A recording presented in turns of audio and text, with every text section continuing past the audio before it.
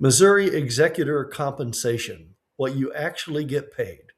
If you've been named as an executor, also known as a personal representative, of an estate in Missouri, you're probably wondering, what do I actually get paid for this? Today, I'm going to give you the straightforward facts about Missouri executor compensation. No legal jargon, just the information you need to know. Here's something that might surprise you.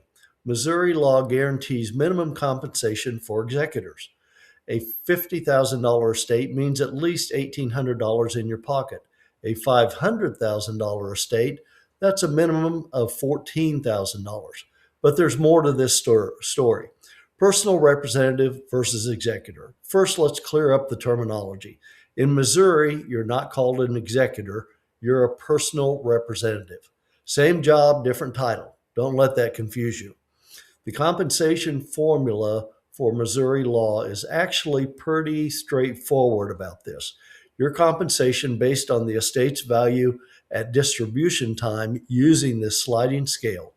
5% on the first 5,000, 4% on the next 20,000, 3% on the next 75,000, 2.75% on the next 300,000, 2.5% on the next 600,000, and 2% on anything above that. This applies to estate assets and any real estate sold under court order. Life insurance and 401ks that go directly to beneficiaries don't count. These are minimum fees. Here's what many people don't realize. These are baseline amounts. Missouri allows for additional reasonable compensation if your situation requires it. You don't need to prove extraordinary circumstances to get fair payment for your time and effort. Multiple executors? If there's multiple personal representatives, total compensation can't exceed twice the schedule I just showed you, or 5% of the estate value, whichever's less. Extraordinary services. Missouri recognizes certain tasks as going beyond standard duties.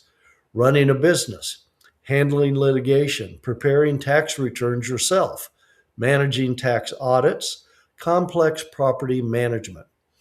These can justify additional compensation. More important considerations. Now, here are some crucial things to keep in mind. Timing.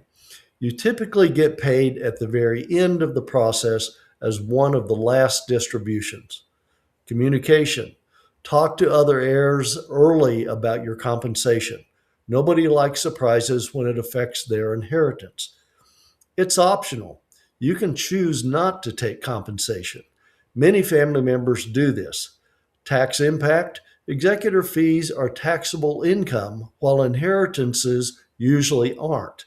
If you're inheriting most of the estate anyway, you might come out ahead by skipping the fee. Expense reimbursement. Beyond compensation. You're entitled to reimbursement for legitimate expenses. Death certificates, notarization costs, travel expenses, professional services. Keep detailed records. You can often pay directly from the estate account.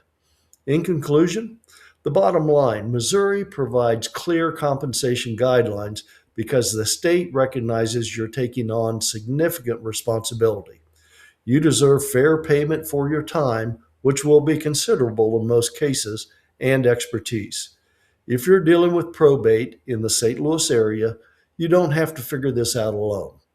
Understanding your rights, including fair compensation, is part of making this process manageable during an already difficult time. For more resources about probate in Missouri, visit stlouisfamilyresources.com. And if you found this helpful, click the subscribe button for more practical guidance on navigating probate and estate matters. Thanks for watching, and take care.